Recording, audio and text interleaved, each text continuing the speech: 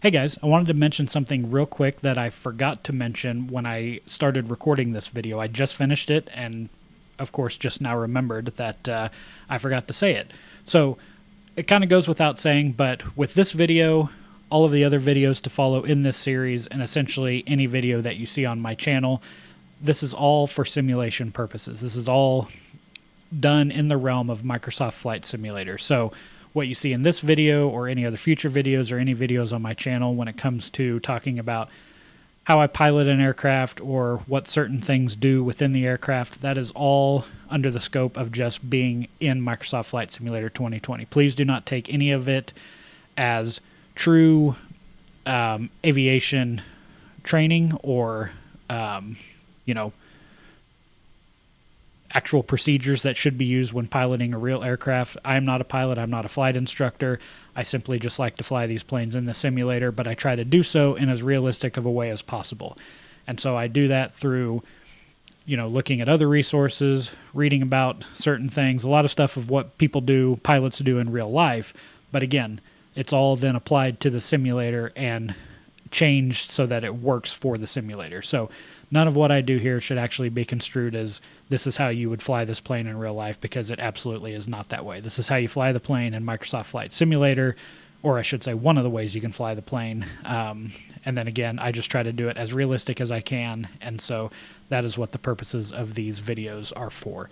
Also, one other thing, as of the recording of this, this is how this aircraft currently sits in Microsoft Flight Simulator, with the exception of two mods that I have installed in it to make it a little more realistic and make a few of the things that you see a little more realistic and operable.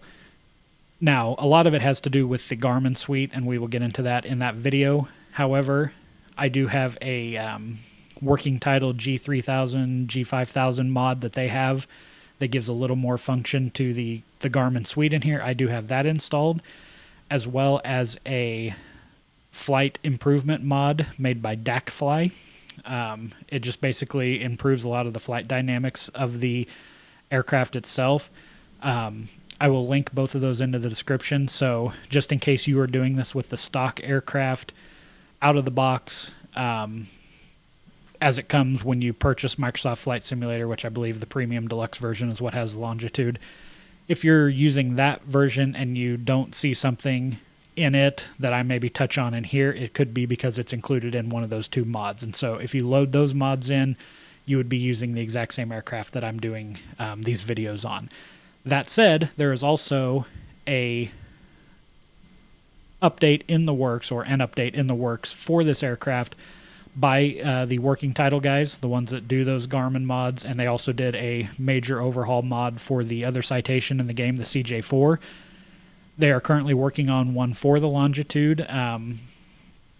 If and when that does come out, and could be here within the next short time, couple of months maybe, if that does, and I'm anticipating it will, make a lot of big changes to this, I will redo this video and update it with those additional changes. I'm hoping what it'll end up doing is make some things a lot more operable. Some of those buttons that you'll see in this video that don't work, maybe they will actually work and serve a purpose, and make it a whole lot more realistic in terms of how you operate this plane, closer to what it actually does in real life. So just wanted to touch on those couple of things. I forgot to mention them before I started recording, so I did it now, but I'm going to put it in the beginning of the video so it actually sounds like I did it first. Anyway, thanks for watching. Hope you enjoy. Hey everybody, and welcome to the first video in a series that I am putting together that basically is going to show how I try to realistically fly the Cessna Citation Longitude here in Microsoft Flight Simulator 2020. In this video, we're basically going to go inside the cockpit and look at every single button and switch that I should say every operable button and switch right now in the Longitude that works, and what it does, and what you use it for when flying. So let's hop into the cockpit and we will start walking through and looking at every single one. Okay, so here we are inside the cockpit. I went ahead and turned on the battery and turned on the APU just to give us some power here so that as I talk through this, obviously things can be lit up and you can see them. I'm not going to turn on every single thing or necessarily say at what point you should turn it on in your procedures and checklists and things like that. Basically, in this video, we are just going to go through and point out every single button and what it's meant to do in the aircraft, and we'll get into how to use them and all of that in further videos. But this is mainly just to take a look at them. So I'm just essentially going to start at the top and kind of work my way down. So all the way from the lights panel up at the top down to the throttle quadrant down at the bottom. So let's go ahead and get started with that. We will jump up here to the main light panel. Starting from the left, you have the left and right landing lights, the taxi lights, recog lights, and pulse lights. And these are all just single press buttons that'll go from blank for off and on with the small blue text there. These can also be mapped to yokes or joysticks, for certain light switches and things like that. Next are panel and floodlight twist knobs, and I do have these both on right now just to help light things up inside of here so we can see easier. But they essentially are hold down a button on the mouse and either slide it left to turn off or right to turn on. The auxiliary light is inoperable. Emergency lights is a toggle switch that goes from off to on to arm. Wing inspection lights, anti-collision lights, tail floodlights. Passenger safety and seatbelt buttons right now are inoperable. Right, next, we will move our way down to the AP panel, the autopilot panel. Starting from the left here, you have a flight director button. There's one of these on each side, and you'll see a couple of different panels and controllers here that are going to be mimicked on both the pilot and co-pilot side, so I'll just talk about it once on one side of it and just point it out when it comes up on the other side, but not go into more detail with it. So you have a flight director button that will turn on the flight directors, vertical speed, vertical navigation, flight level change, autopilot, navigation mode, heading mode, approach mode, and altitude hold mode. And then another flight director button, which would be for the co-pilot side. This is a course control button for the left side. Vertical speed, up or down, slider wheel, toggle wheel, whatever you want to call it, that will adjust your vertical speed denominations up or down. Auto throttle speed control has two different options here on the button itself. So on the lower part here is a switch that will rock back and forth between manual mode or FMS mode. And then a twist knob up here that if you click and hold it and then scroll your mouse wheel will turn it left or right to then increase or decrease the speed for the auto throttle. This button identifies if you have auto throttle set. It is inoperable right now at this time.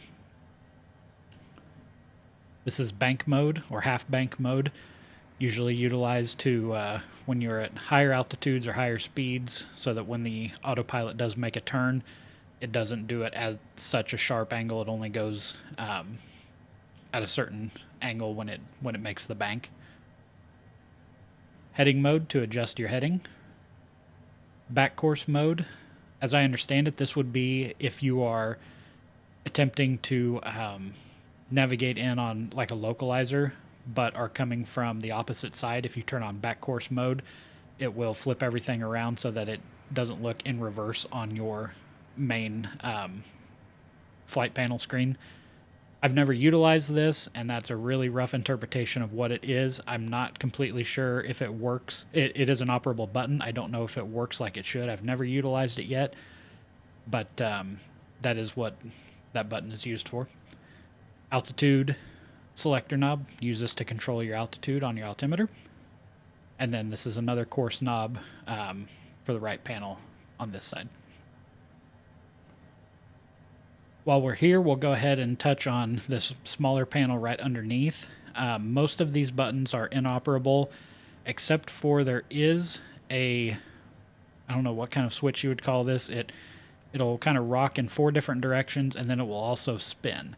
As far as I can tell, this is a secondary controller for the primary flight displays down here, in case possibly the Garmin controllers, which we'll look at here in a minute, the touchpad controllers, if they become inoperable and are unable to work, a lot of these buttons are flight plan system buttons, direct to and procedures and flight plan buttons and things like that. Those are all inoperable, but the little toggle twist button here does work, but I have messed with it and tried to get it to change different screens or do different things, and I have been unable to at this point. So it may do something else that I'm not aware of at this point, but right now I cannot find exactly what it does control, so I've never utilized it.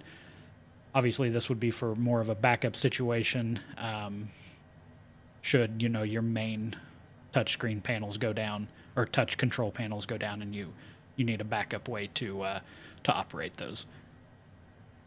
The barometric pressure setting, just a twist knob that you can click on and then scroll left to right with your scroll wheel, and it will adjust the barometric pressure on your main flight screen down here below.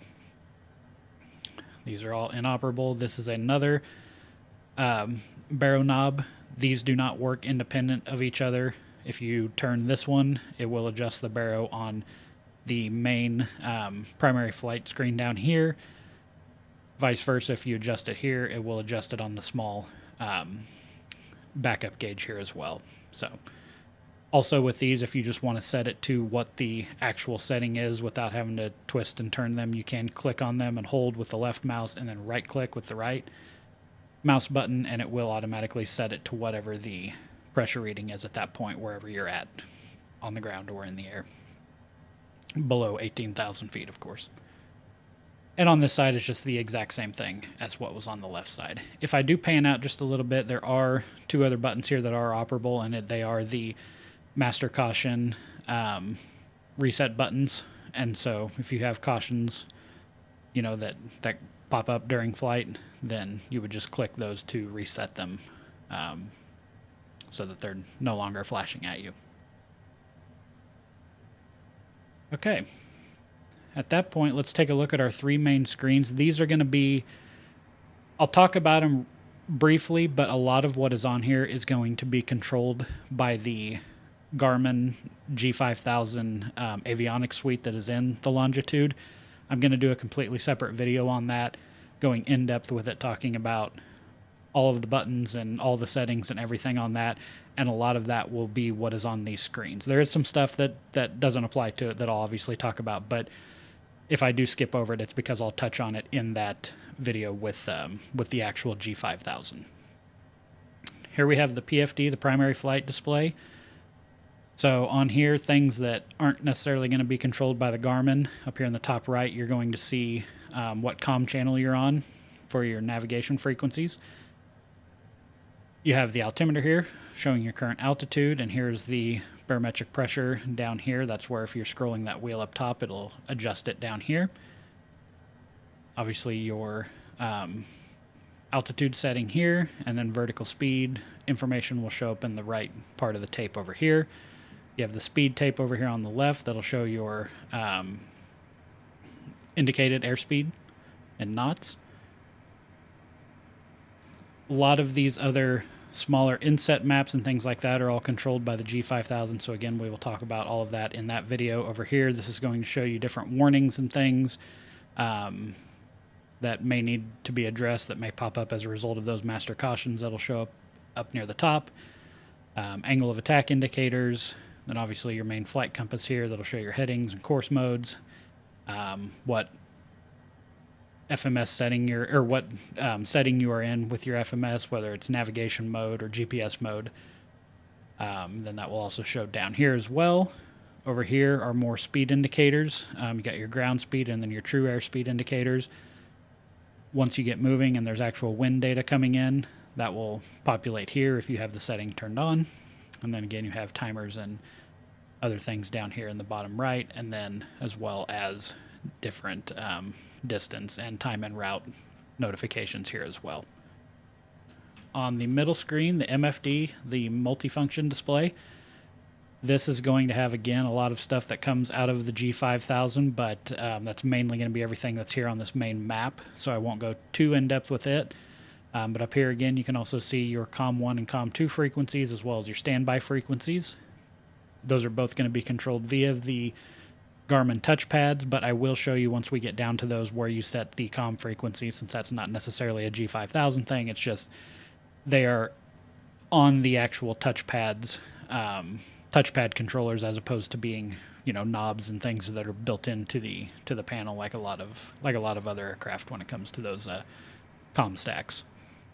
Here you have the engine data. And again, I will have a video showing how to do a full realistic startup of the Longitude, so we will get into a lot more about what all of this means, but essentially it is just showing you data on the engines and everything that goes along with starting up a turbine engine. So again, we'll get into that later on. Here is the total fuel. So you got your left and right wings and then the total amounts. This is an indicator that will show you if you have flaps up or speed brakes up. And these are operable and actually I think maybe here. So there I adjust the spoiler so you can see that will go up. And then if I put in 1 notch of flaps, you'll see the flaps indicator go down. If I go 2 notches, it'll continue to go down. So that will show you if any of that is engaged. Down here shows you your 3 different trim settings. You have your elevator, horizontal stabilizer trim here, your aileron trim up top, and then your rudder trim right here. This also indicates whether or not your landing gear is up or down. Here you have cabin altitude readings. Landing elevation, I never see anything populate here, so I don't believe that is actually operable. It does show that it's in here, but not currently displaying any information, and I haven't actually seen any information in there as well. Temperatures, settings right here, show you some of the 3 main temperatures that apply to flying. Your battery voltage and amps showing right here, and then the auxiliary power unit showing you right here its current status. And obviously, since I have it on, showing it at 100% right now. Over here to the right, we have another PFD, and this is exactly just the same as the one on the left. However, if there were a co-pilot over here, obviously based on the different controls that they have, as well as their own Garmin touch controller, they can adjust their screen to be independent of the other one and show what they would like on this screen. So that pretty well takes care of everything from the bottoms of these screens up. If we just take a look up real quick, you can see there's really not much else up here. There is a visor up here. In some aircraft, those can flip down and work. They also have different heads-up displays on those. Right now, none of that is operable in this aircraft. I have a modeled in, looks like satellite phone here. It's not operable as well, but that is mainly everything that is operable in the front dash portion of the aircraft. So now we will move down to kind of these lap panels and the Garmin touchscreen controllers, and then finish up with the throttle quadrant down here. So let's first start over here and look at the pilot touch control, Garmin touch controller. So again, we will dive into all of these different settings when we go through the G5000 suite in that video. But as I said, I wanted to show you that this does have your audio and radio communication settings here. This is where you would set all of that. So 2 different settings for nav frequencies for doing ILS approaches, put in localizer frequencies and things like that in here. You have your COM1 and COM2 frequencies. And at this point, this is everything that is operable. There are several other things down here, including speaker, recorders, music, things like that. Right now, none of that is operable. You can click on it, but nothing happens with it. So that is... Oh, there's an ADF that you can click and change the frequency in there, but otherwise not operable at that point. So mainly just utilized right now for COM1, COM2, and then both navigation frequencies.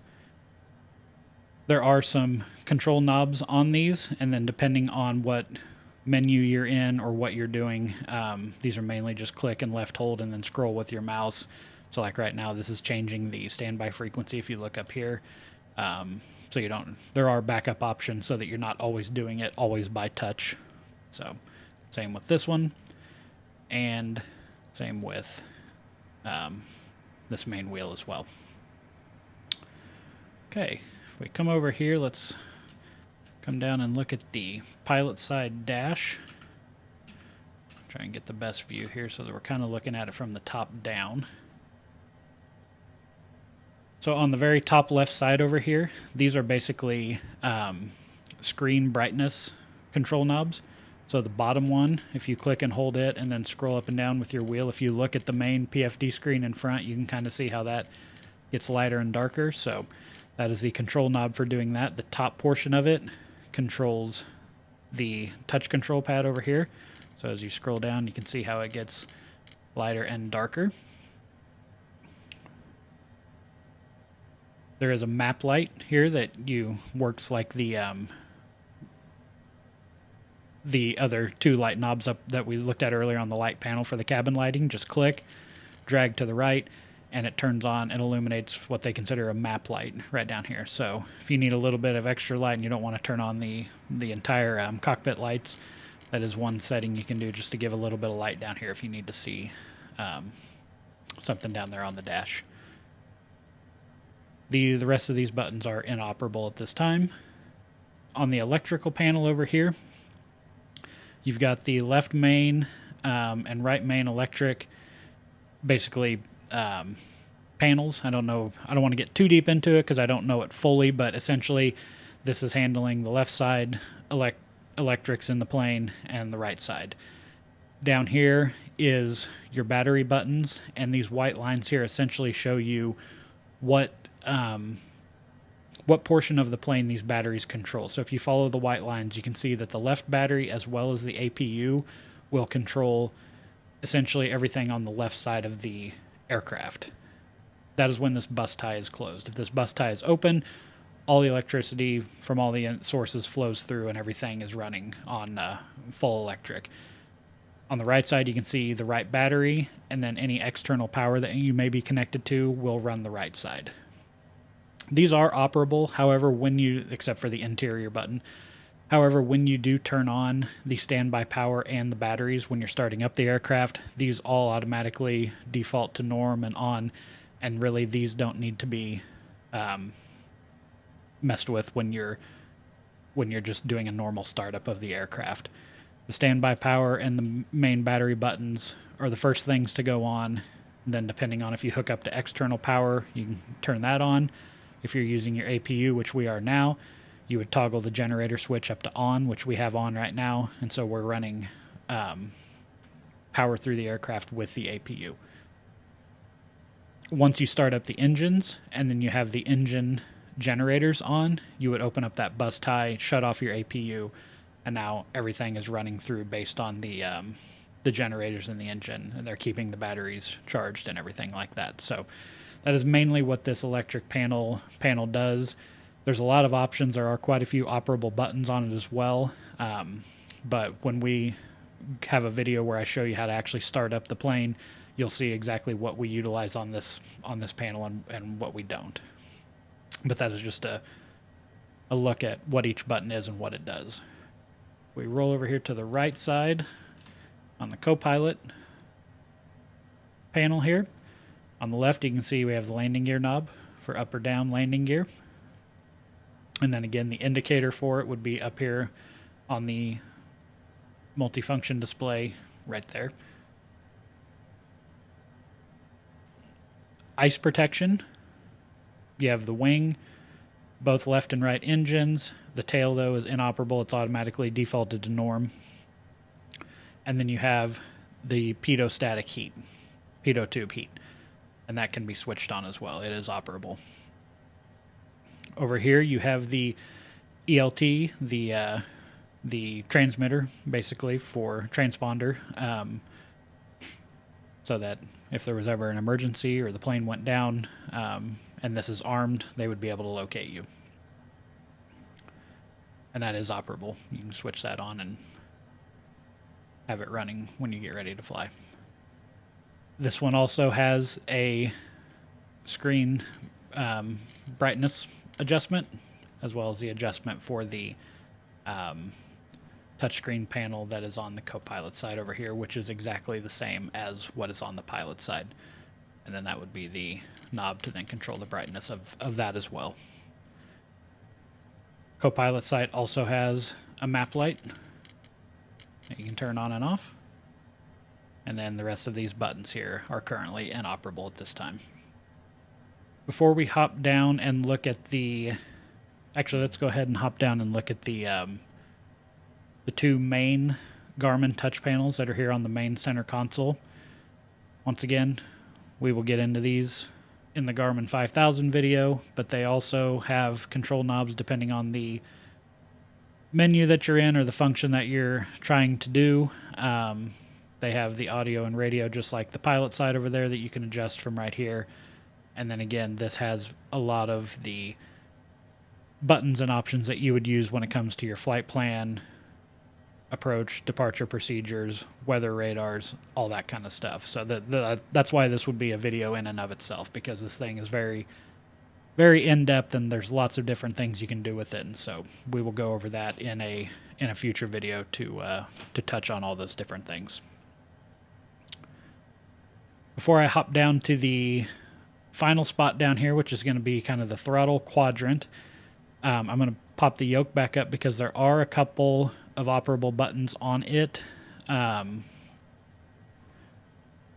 transponder identification button is not operable at this time. When you see, I know it may look like it because you can see the little hand with the finger pointing toward it like it wants to click a button. That's basically all that's going to do. If you were to click, is just going to make the yoke disappear. So the way to know that it is actually operable is when you get hovered over it, if it starts to light up in blue, and that's how you know that you're actually clicking a button, as opposed to thinking this is actually going to do something, and then you click and it just makes the yoke disappear. This is basically the autopilot connect disconnect button. So if you don't want to do it up on the autopilot panel up there, and if you're not flying with a yoke where you have a button mapped to that or something along those lines, you can actually just click it right here and do that as well. And then you have the trim tabs for the elevator, for the horizontal stabilizer right here that you can move up and down to trim. Those are really the only two operable buttons on there, but I wanted to point them out since they are ones that you can use. Okay, let's go down to the main throttle quadrant here, or not, I guess it could be a quadrant, there's only two of them, but the throttle stack, essentially the panel down here. And what we'll do is, let's roll up to the top up here, and we'll kind of work our way backwards on it. So on the left here, there is another brightness knob controller, and this is going to be for these two touch controllers here in the center, and then as well as the multifunction display in the center. So it works just the same as the other ones. Bottom portion does the big screen, top portion handles the two touchpad controllers and their brightness. This button is inoperable. The secondary trim button is operable, but the only time this would need to be utilized, or really the purpose of it, from my understanding, is if your main elevator trim becomes inoperable or is unable to be used. This, if you open it and turn it on, will override the other trim. And then here is the trim setting slider for that as well. So I've never utilized this because the others never failed on me, but that would be what that is for, and showing that it is an operable button in the simulator.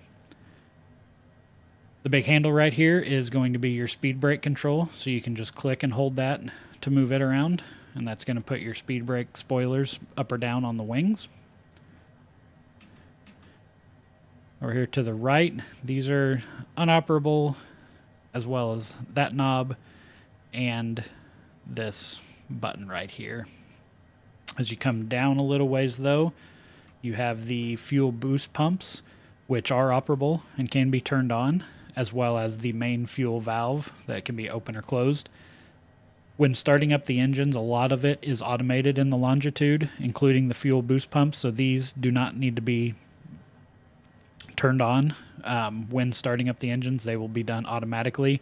The fuel valve, however, the main fuel valve does need to be opened up before you start them up. Otherwise, you won't be able to introduce fuel into the engines and get them ignited and get them running. So the fuel transfer from left and right tank, if you want fuel to only come out of one wing or the other, that is operable, and you can change that. However, you typically just leave it off so that it's pulling from both wings equally at the same time, tries to keep everything balanced out.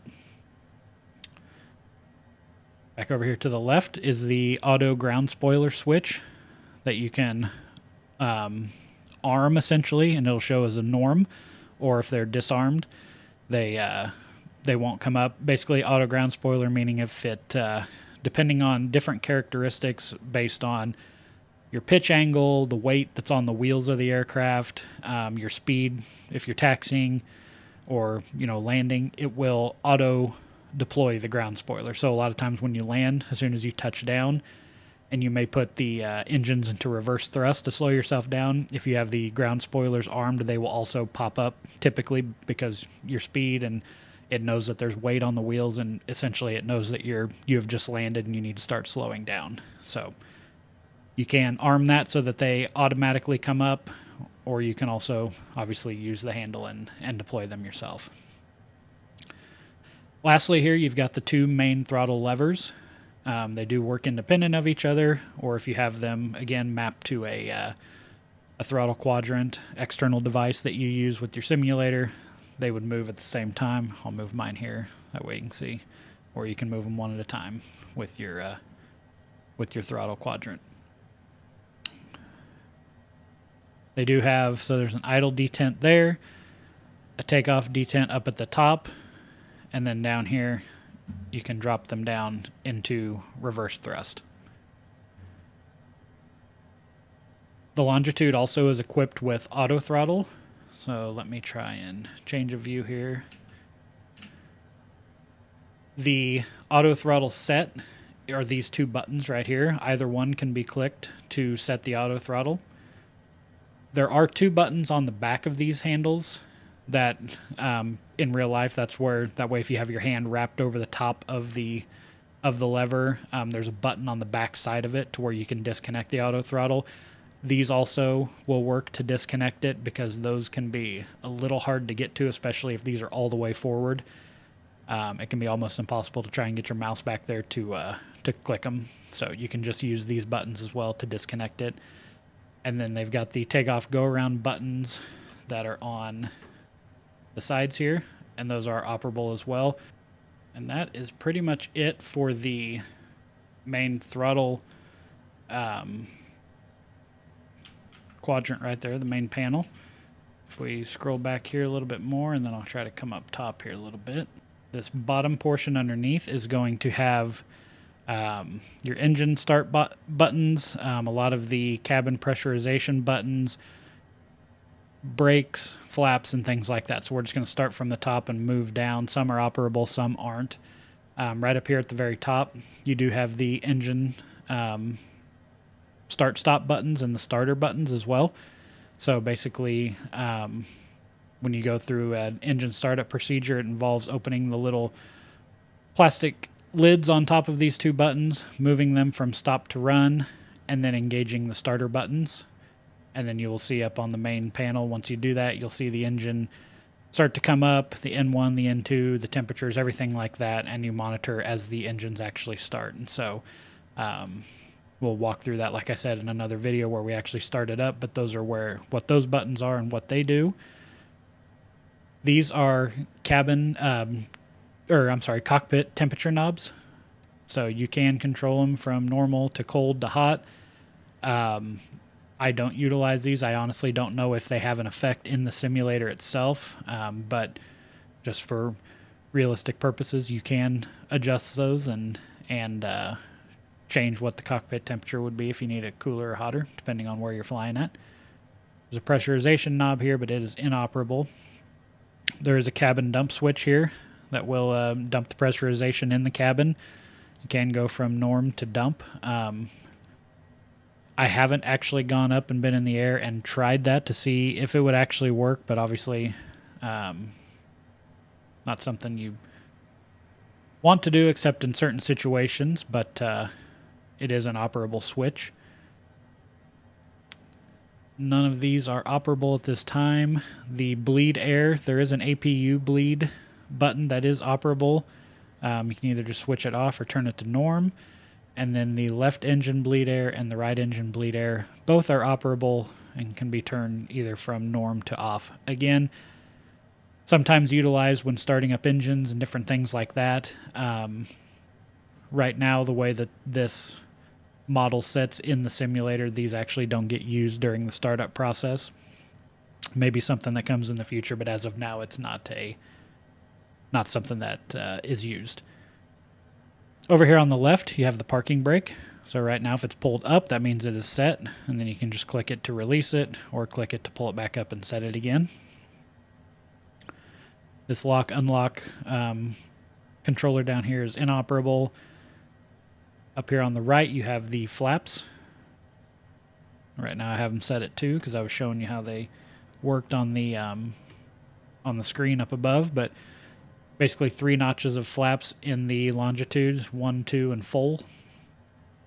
So you can again map those to something on an outside peripheral like a yoke or a throttle quadrant, or you can just click and pull them down to adjust to different levels. There's a flap reset button, but it is inoperable. And finally, you have the APU control knob, which right now we have it turned on. Obviously, it's set to off when you're first sitting there at cold and dark. You can click and hold it and turn it all the way to the right to start, and then back to on once it is started up. And then when you're finished with it and the plane is started and you no longer need the APU, you can just switch it back to off at that point. Down here at the very bottom, these are not operable at this time. There is a rudder trim that is. So it's just a wheel that will allow you to adjust rudder trim left or right. And then your aileron trim slider buttons down here as well that you can slide left and right to adjust trim for the aileron and the rudders. And that is everything that is operable at that point as well. And honestly, that is pretty much everything in the aircraft that is operable at this point. So again, that was just a high-level overview of every button in here that works and kind of a brief description of what it does. So in the future, look for more videos where I will walk through fully realistic startup, shutdown, the G5000 suite. We will go over that entire suite as well.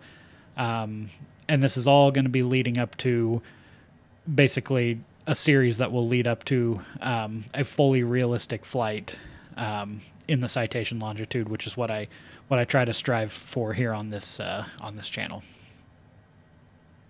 So that is it for this video. So thank you for watching, and please check back for more videos that will come in this series where we will continue to work our way up to show you how I try to fly the Citation Longitude in Microsoft Flight Simulator 2020 as realistic as possible. So we'll see you next time.